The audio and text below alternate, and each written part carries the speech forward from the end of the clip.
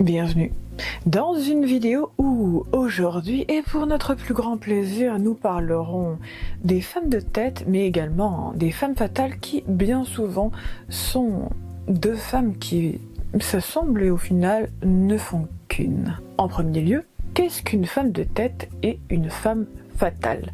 Très souvent les deux se ressemblent énormément. Et on peut même carrément dire que ce sont la même chose.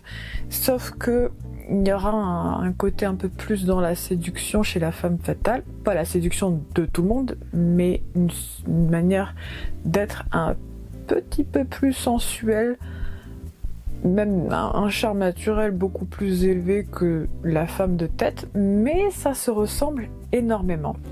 Ces deux femmes ont en commun le fait d'avoir non seulement un certain caractère, mais aussi certaines habitudes, certaines manières d'être. C'est vraiment un mindset très précis.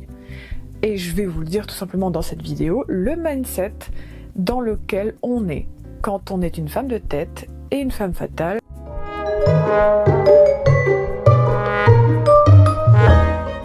Leur but, c'est tout simplement d'aller à l'essentiel, de faire ce qui doit être fait et de manière intelligente et surtout pragmatique. Elles vont à l'essentiel. Le but, c'est d'aller à l'essentiel. Ce n'est pas d'être passé pour quelqu'un de normal, ce n'est pas non plus d'être accepté par tout et n'importe qui ou n'importe quoi. Le but, c'est vraiment d'être soi-même et d'être aligné.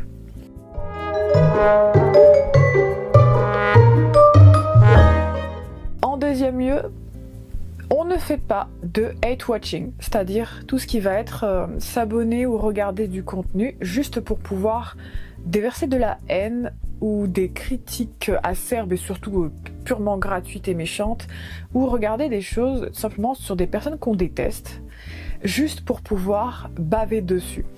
En fait, quand on est une femme de tête et une femme fatale, ça ne nous intéresse pas de faire ça. C'est même considéré comme une perte de temps, parce que c'est futile et inutile. Et qu'on pourrait faire tout simplement beaucoup mieux de notre temps, ce qui est assez logique, parce qu'en fait, quand on a conscience du temps qui est imparti, vraiment parce que la vie comporte une certaine instabilité. Vous avouerez qu'il est quand même très compliqué de se dire qu'on a tout le temps du monde. La vie est une chose fort fragile et éphémère. Est-ce que vous avez vraiment envie de perdre votre temps à regarder du contenu que vous savez détester, d'une personne que vous méprisez probablement, ou qui vous désespère, ou vous paraît totalement indifférente?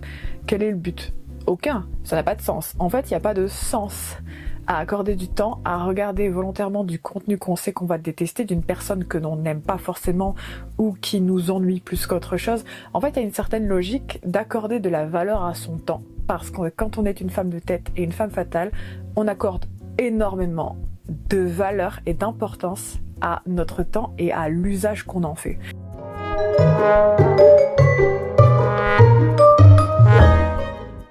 Et pour en revenir un peu à le pendant de ça, et c'est tout simplement le fait de ne pas accorder d'intérêt ni même d'attention à tout propos qui ne serait ni neutre ni constructif à minimum. Tout simplement parce que si les critiques d'une personne ne sont pas au moins neutres et constructifs, mais ne sont au final que remplis de haine, de préjugés, de méchanceté gratuite et peu, voire pas du tout constructive, eh bien en fait, leurs propos n'ont donc pas d'intérêt. Parce que une critique est intéressante pour se remettre en question quand la critique est neutre, à minima, et constructive. S'il n'y a pas les deux, ça sert à rien. Dans notre esprit, c'est vraiment de la perte de temps. Ce n'est pas quelque chose qui va nous aider à nous améliorer ou nous remettre en question, c'est juste quelque chose qui est là pour nous descendre. Et dans ce cas de figure-là, cela a autant d'intérêt qu'essayer d'éplucher des carottes avec un coussin. C'est totalement stérile, inutile et improbable. Donc, on ne s'intéresse pas à ce type d'avis qui sont purement bêtes et méchants. Ça n'a aucun intérêt. En soi, c'est stérile et relativement futile et inutile, donc aucun intérêt.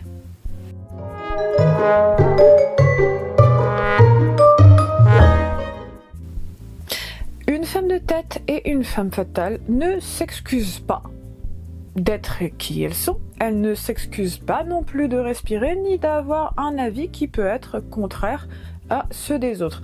On peut discuter effectivement, mais on ne va pas s'excuser de dire non, on ne va pas s'excuser non plus d'exister, de respirer ou de briller, parce que très souvent il y a des personnes qui ont tendance à vouloir passer inaperçues.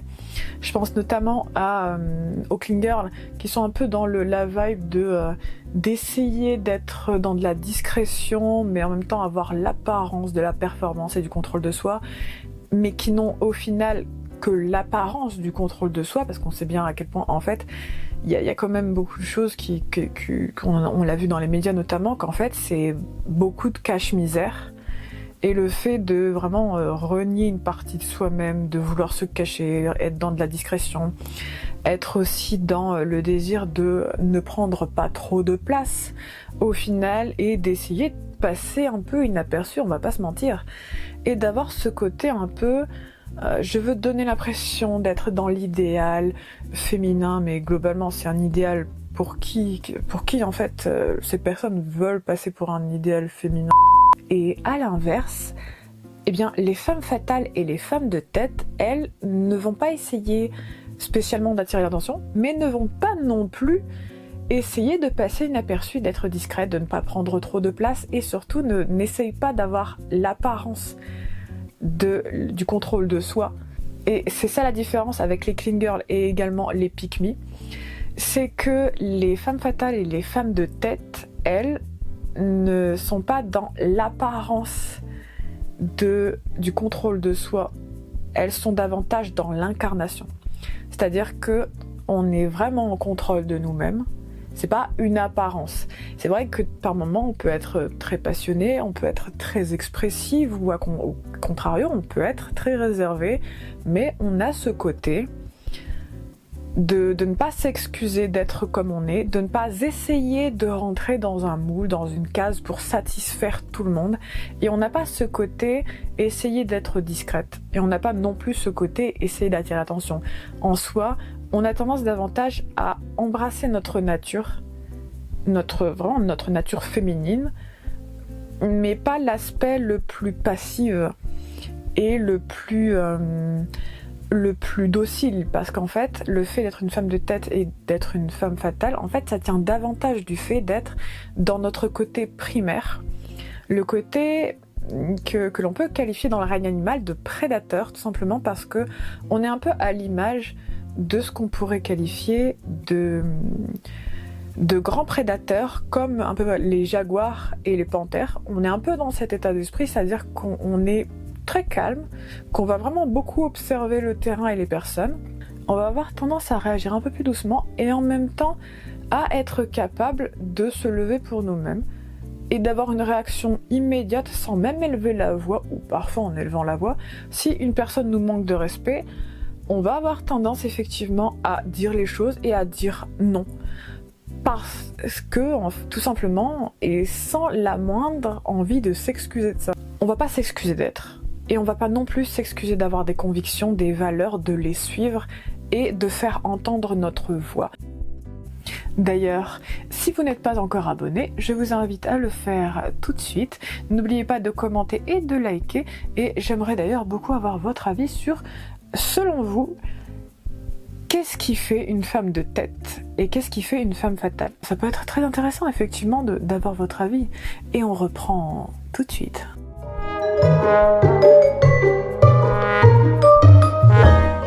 Le fait également de se souvenir que nous ne sommes pas grand-chose.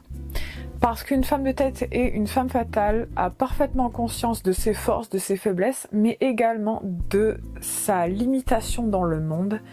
Parce qu'on a tous un impact plus ou moins élevé, ça dépend des personnes, et c'est très bien l'impact qu'on a, peu importe le niveau, c'est toujours très bien, on apporte toujours sa pierre à l'édifice, il n'y a aucun problème sur ce sujet. Mais on se souvient que l'on n'est pas grand-chose. On ne va pas se considérer comme supérieur aux autres, c'est même pas du tout le cas en fait, on se considère comme égal. On ne va pas penser que l'on est plus que les autres. On a conscience de nos forces, de nos faiblesses, mais on a aussi conscience de notre insignifiance dans l'univers.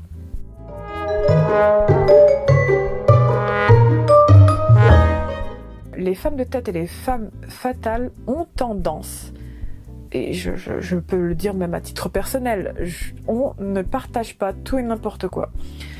Et on ne parle pas à tort et à travers. On a tendance effectivement à extrêmement bien contrôler notre image, à extrêmement bien contrôler ce que l'on choisit de partager et avec qui.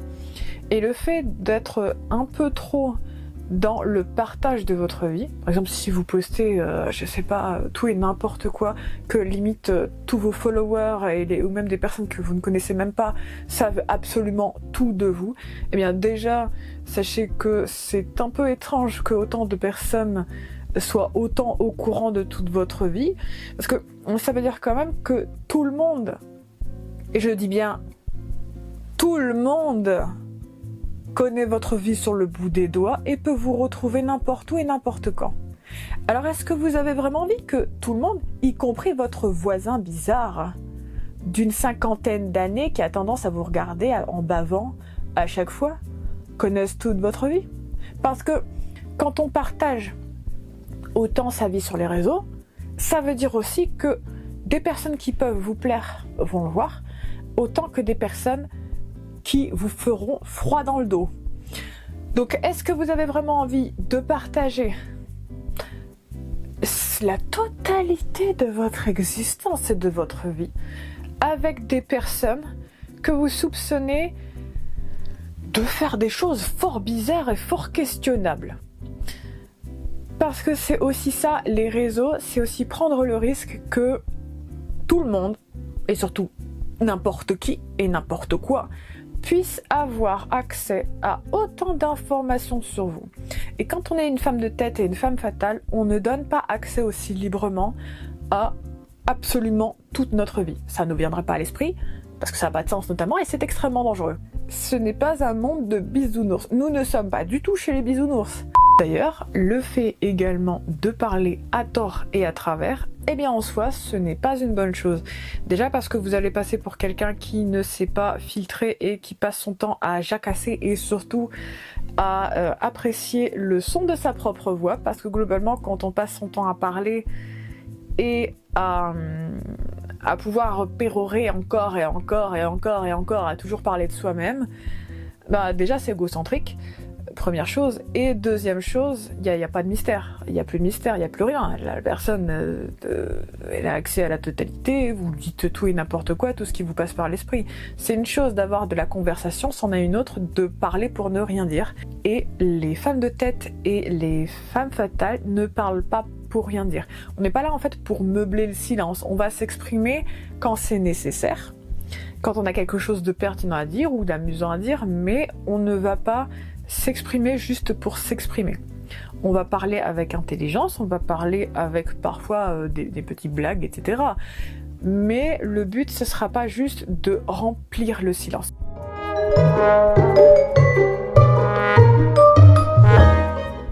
Ensuite, les femmes de pouvoir, les femmes de tête, les femmes fatales, sont également des personnes qui ont un côté très pragmatique, résilient et lucide. On a un côté qui, comme je l'ai déjà dit précédemment, on a un côté très lucide et très pragmatique sur la vie. Et par exemple, je vais vous donner un exemple. Ça fait 2 fois déjà exemple, bon maintenant ça fait 3, bref. Nous ne nous accrochons pas à certaines situations qui nous semblent profondément inutiles et surtout profondément malsaines, ou toutes sortes, tout ce qui va relever des mind games, etc.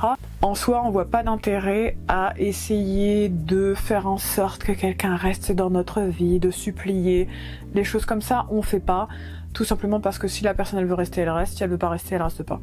On n'est pas en train de s'accrocher, on ne supplie pas, on n'est pas en train de pleurer dans un coin, on va pas se rouler par terre, ça va pas être la fin du monde.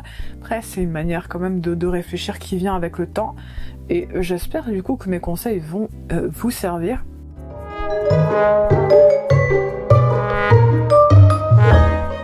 Les femmes de tête et fatales ont tendance, enfin on peut même le dire, nous avons tendance à avoir des standards réalistes, on s'entend, on n'est pas en train de demander la perfection à tout le monde constamment, mais on a des standards plus ou moins précises sur ce qu'on accepte ou pas dans notre vie, quitte à être rejeté, parce qu'il y a certaines personnes qui n'apprécient pas forcément qu'on a des standards, ni même qu'on fasse entendre notre voix, mais également nos limites. D'ailleurs, l'une des différences qu'il y a avec les pick-me, qui est l'extrême opposé des femmes fatales et des femmes de tête, c'est que on a des standards, on a des attentes précises, on a un état d'esprit assez clair sur ce qu'on veut et ce qu'on veut pas du tout dans notre vie, quitte à être rejeté et à déplaire aux autres, tout simplement parce que notre but c'est pas de déplaire, mais c'est pas de plaire non plus.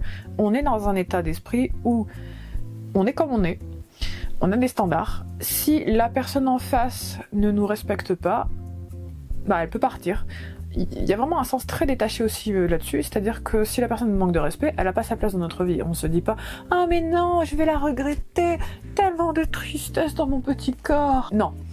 Si la personne, elle, vous manque de respect, elle n'a pas sa place ici. Si la personne ne rentre pas dans vos standards les plus basiques, comme le fait d'être respectueux, elle n'a pas sa place non plus. Il y a des personnes qui disent que oui, mais il faut baisser ses standards. Non. Si on baisse nos standards, ça revient à baisser aussi les standards de contrôle de l'industrie automobile ou aéronautique, par exemple. Pas sûr que vous voudriez rentrer à l'intérieur d'un avion dont les standards de sécurité et de contrôle ont été abaissés. N'est-ce pas ? Et bien après, c'est le même principe en fait, en termes de standards et d'aspirations, notamment chez les personnes. C'est que si on baisse nos standards, ça revient à la même chose, et forcément, ça conduit à des problèmes. C'est pas une obligation de plaire à tout le monde, c'est un bonus. Et pour beaucoup de personnes, le fait de penser de cette manière, ça peut être perçu de manière fort intrigante et étrange. Parce qu'il y a beaucoup de personnes qui ne vivent qu'à travers le regard des autres. Et si ça leur convient, tant mieux. Mais si ça vous convient pas, vous avez le droit de partir du principe où, oui, vous ne serez pas la tasse de thé de tout le monde. Et c'est pas grave.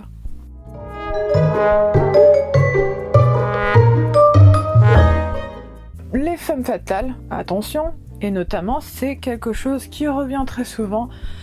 Les femmes fatales, au contraire de ce que beaucoup de personnes pensent, oui effectivement c'est un être qu'on considère comme une personne dangereuse, une femme qui manipule, qui est stratège, etc. Alors, effectivement, les femmes fatales sont stratèges, mais pas stratèges à mauvais escient, et non, elles ne séduisent pas tout ce qui bouge. En réalité, les femmes fatales vont séduire les personnes qui leur plaisent vraiment et vont jouer de leur charme seulement avec ces personnes-là. Elles ne vont pas jouer les inaccessibles, on ne fait pas ce genre de choses du tout et on ne séduit pas tout ce qui bouge. C'est pas du tout le cas, ça fait partie des femmes en fait qu'on peut considérer comme à la fois des pick-me et en même temps des personnes qui ne sont que dans de la séduction pour jouer et qui ne sont pas spécialement sérieuses parce que dès lors où quelqu'un essaye de séduire tout ce qui bouge, donc globalement on appelle ça des donjons au féminin par exemple, mais en fait ce type de personnes ne sont pas du tout des femmes fatales parce qu'une femme fatale ne va à aucun instant draguer tout ce qui bouge. On choisit avec une grande attention les personnes avec lesquelles on va passer du temps déjà. En réalité, les femmes fatales sont des personnes qui vont séduire avec une grande attention et des personnes spécifiques. À aucun moment, vous ne nous verrez en train d'essayer de séduire tout ce qui bouge, c'est même pas du tout un intérêt, on trouve même ça fort inutile, parce qu'en fait c'est une perte de temps de se disperser et d'essayer de séduire tout ce qui bouge. En plus, vu qu'on a des standards on peut le dire, de gentleman, hein, parce que la plupart du temps, ce qu'une femme fatale et une femme de tête va chercher, ce sont des hommes capables. Et des hommes capables, il y en a pas tant que ça. Et notamment si eh bien, elle est hétéro, eh bien en général on cherche des personnes bien. Et on cherche tout simplement des personnes qui sont qui se comportent comme des adultes. On a une tendance vraiment à vouloir des personnes de qualité. Et des personnes de qualité, il n'y en a pas autant que ça. Ça existe, mais pas tant que ça. Et ce qui fait qu'on ne va pas essayer de séduire tout ce qui bouge, notamment parce que tout ce qui bouge n'est pas spécialement intéressant ni même attirant. On a tendance effectivement à beaucoup mieux se contrôler et à ne pas juste devenir complètement zinzin, à devenir complètement folle des pieds à la tête et à avoir des comportements très dysfonctionnels, ou même le fait de courir après quelqu'un. C'est pas notre délire. Si la personne elle est intéressée, elle est intéressée. Si on n'est pas intéressé, on n'est pas intéressé. On a tendance à ne pas jouer avec les sentiments des autres.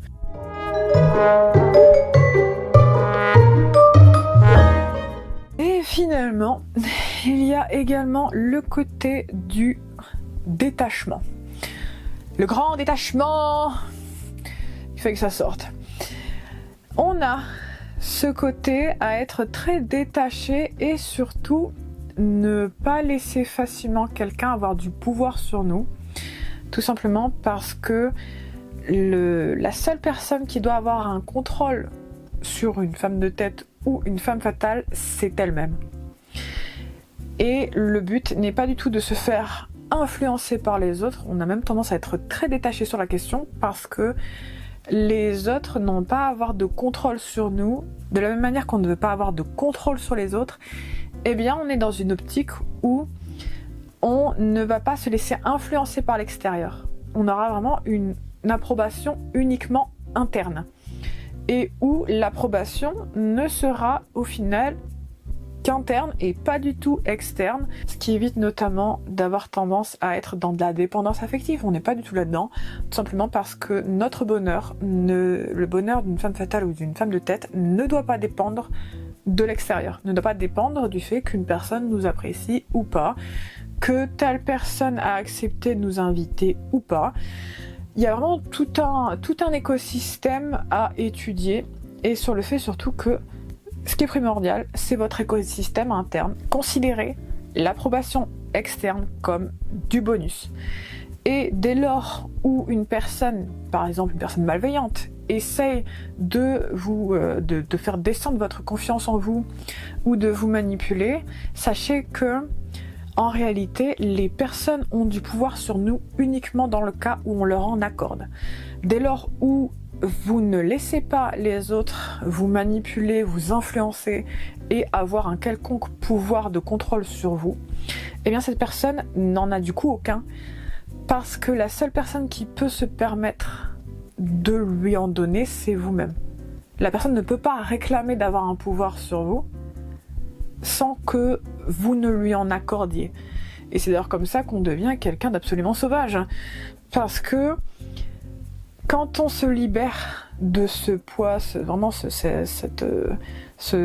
pouvoir de contrôle, de manipulation, très peu de personnes, voire absolument aucune, n'auront au final de pouvoir décisionnel sur vous et d'impact. Tout simplement parce qu'une fois qu'on s'est libéré du regard extérieur, eh bien on est difficilement contrôlable. D'ailleurs je vous préviens, ce type de personnes ne vous aimeront pas beaucoup. Tout simplement parce que en général, une personne qui constate qu'elle ne peut pas manipuler les autres et qu'elle n'a pas de pouvoir sur l'autre, n'aime pas les personnes qui sont libérées du jugement et qui sont très détachées. On est un petit peu la bête noire de ce type de personnes. En fait, il y a vraiment une acceptation du fait que, oui, on n'est pas parfaite, oui, effectivement, on a du caractère et on ose parler, on ose le dire. On n'a pas besoin de hurler pour être respecté, parce que soit on nous respecte, soit on coupe totalement le lien avec la personne. Il n'y a pas de négociation sur leur respect auprès de nous, en fait, auprès des femmes de tête, et les femmes fatales ne négocient pas le respect. Et ça se sent qu'on est vraiment dans ce mindset précis. Et c'est ça qui fait la différence entre des personnes qui veulent être respectées mais qui ne le sont pas du tout, et les femmes de tête et les femmes fatales. Parce que dans un des cas, la personne a besoin de crier « respecte-moi, mais personne ne respectera jamais une personne qui dit ça ». Et de l'autre côté, vous avez quelqu'un qui émane, qui incarne directement la performance, le contrôle de soi, et qui émane cette sensation de « soit tu me respectes, soit tu me quittes ». C'est vraiment du « ça passe » ou « ça casse ». Et à aucun moment, vous ne nous verrez nous excuser pour être comme ça. parce qu'on considère que c'est normal de respecter tout le monde et que si une personne déroge à cette règle basique qui est nécessaire à toute communauté, ne serait-ce que dans le règne animal ou même communauté humaine, s'il n'y a même pas cette base de respect, eh bien il n'y a aucun sens à poursuivre le lien parce que ce lien n'a plus aucune valeur. À partir du moment où quelqu'un nous manque de respect, on ne respecte plus l'autre parce que c'est vraiment un rapport d'échange égalitaire. Si la personne n'est pas juste avec nous, n'est pas respectueuse avec nous, alors nous n'avons plus à respecter la personne en face qui nous manque de respect. Parce que ça n'a pas de sens de respecter quelqu'un qui ne vous respecte pas. Et sur ces mots, j'espère que vous avez passé un excellent moment avec moi. N'oubliez pas de vous abonner et de commenter, notamment sur le sujet des femmes de tête et des femmes fatales. Qu'est-ce qui fait vraiment que quand vous voyez une personne dans la rue, vous voyez directement que cette personne est une personne à respecter. Et pas d'un point de vue vestimentaire. Non, d'un point de vue vraiment, ce que la personne, elle dégage, son énergie. Je trouve ça fascinant, même d'un point de vue de la PNL, de réussir un peu à capter, on va dire, ces petites vibrations dans l'air pour savoir si une personne est une personne qui a beaucoup de caractère ou pas beaucoup de caractère, si cette personne va effectivement dégager naturellement et dans le plus grand des silences un niveau de charisme et surtout de respect de soi tellement intense que même sans un seul mot, le respect se fait entendre. N'oubliez jamais de vous respecter, mais n'oubliez jamais non plus la valeur que vous avez vraiment.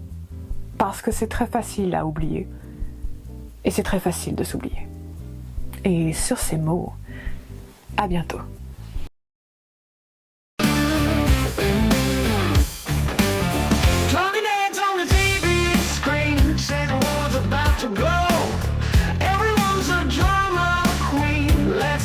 Show.